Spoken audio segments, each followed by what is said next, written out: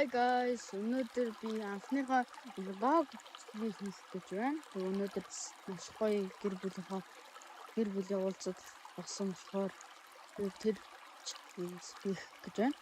Тэгэхээр ийшээ харавал манай гэрман майхан манай тэгээд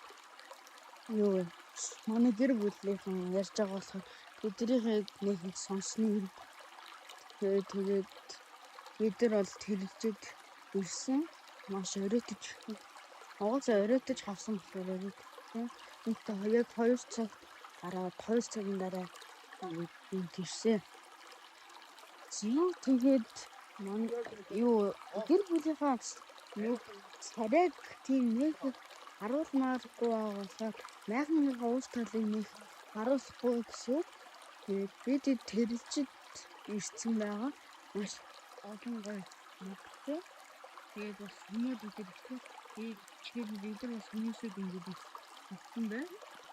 Тэгээд ийшээ ингэж харвал манай гол маань байна. Тэгээд бид нар сайхан түрүүнээс хойш ирээд одоо бид нар хоолоо идэж байна. Түрүүн өдөр тоглосон. Тэгээд энэ удаагийнхаа эхнийхээ vlog-ыг өндөрлөе.